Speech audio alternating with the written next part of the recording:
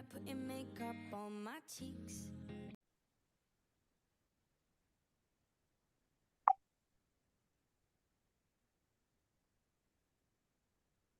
Good evening and good day to all you lovely women out there.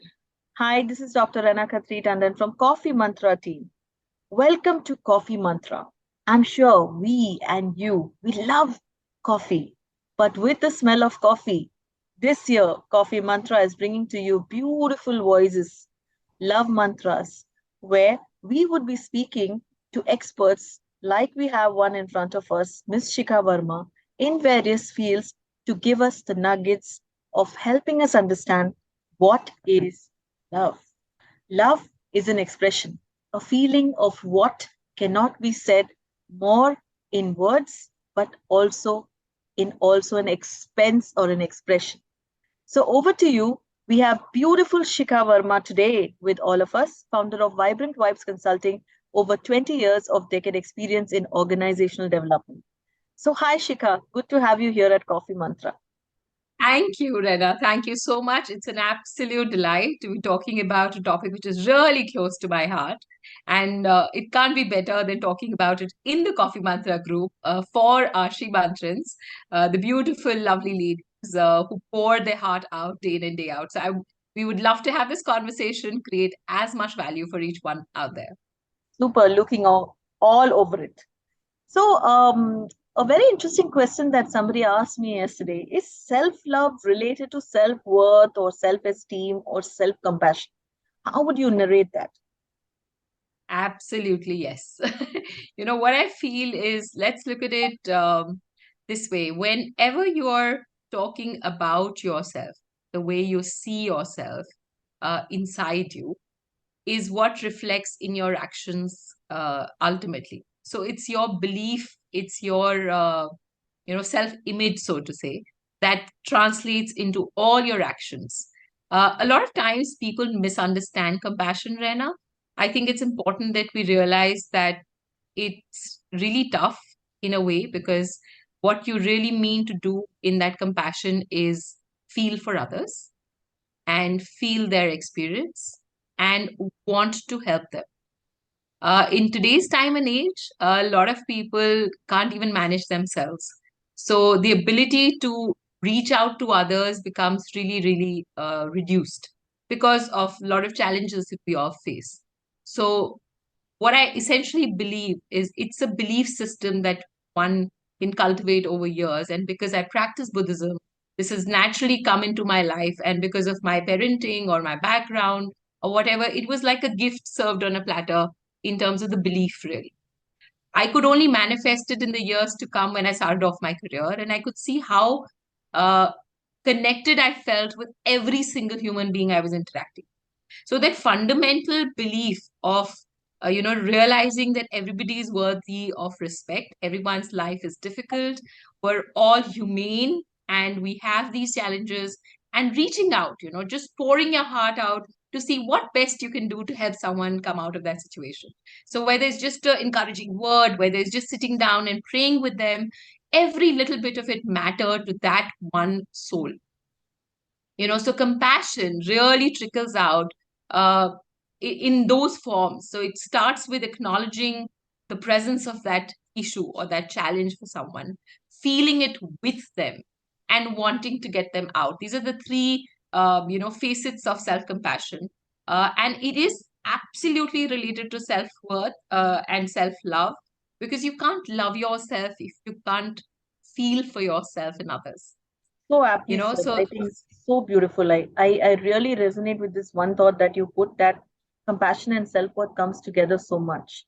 And with that, the next question that comes on to me, where we are expecting you to unveil more, is how is it so difficult to just love yourself? Loving ourselves becomes so much difficult, right? Rather than just talking about loving others is maybe a simpler task. What would you say on that? I think it's our upbringing, Ren. I fear it's the conditioning that women especially get in an Indian kind of a society. We gun for perfection.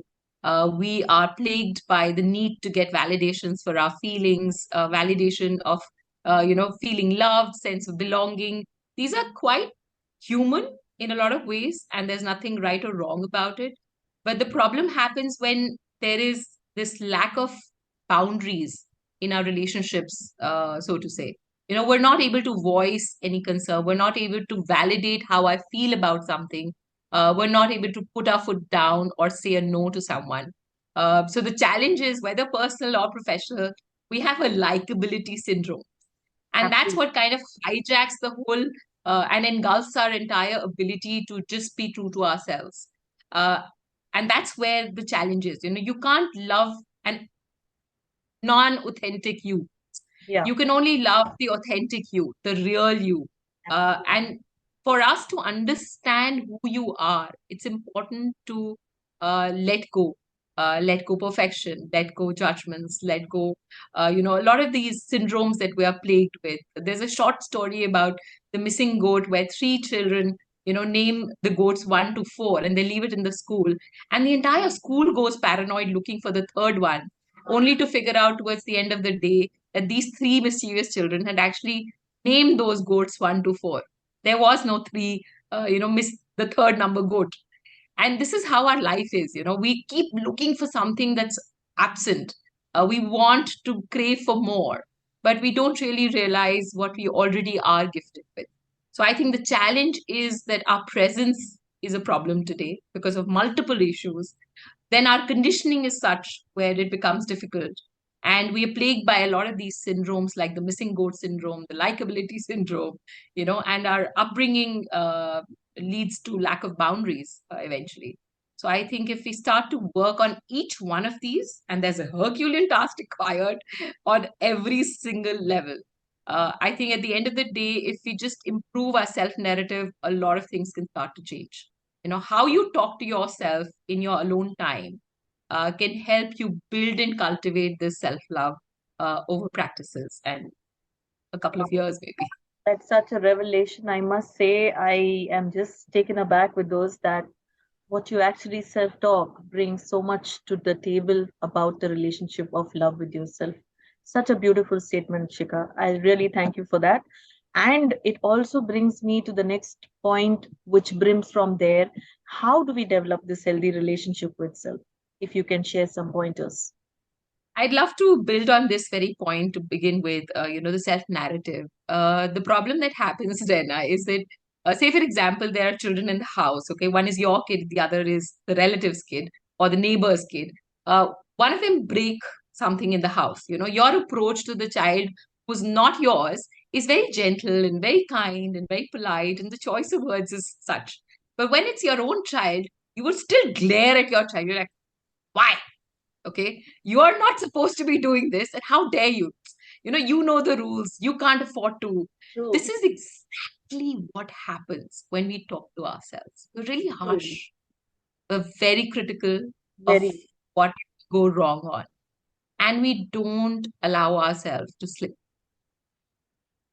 This is where the real problem is. Okay, one of the best things you can do is start to create a vocabulary of kindness for yourself. Okay, create that vocabulary of be okay is what I call it. If you create this vocabulary of kindness, you know exactly the kind of words you want to use. So instead of saying how silly me, why didn't I do that, or how could I possibly dumb be so dumb, replace these verbiages with words like it's all right. Maybe I can, add some humor into that conversation that I have with myself. Oh, gorgeous you did that again. So see how these terms start to play in your mind when you narrate it to yourself over and over again. The problem is we feel that everything that we feel inside is coming from people outside of us. When the reality is that we've given that right to the others to govern and rule how I feel every single day, when you have all the power it takes. So, embracing your power is extremely crucial when it comes to practicing self love, knowing that being vulnerable is okay, making mistakes is all right, and you are whole and complete just the way you are. This is a term which I use in the She Fest also when I spoke about you are flawsome. The fact that we feel that we should not have problems or weaknesses or mistakes is where the self love kind of gets drained out. Okay, so if you embrace yourself fully and know that you're a flaws in self, but you're whole and complete as a package, that's what defines you. That's what starts to unveil that world of self love to you.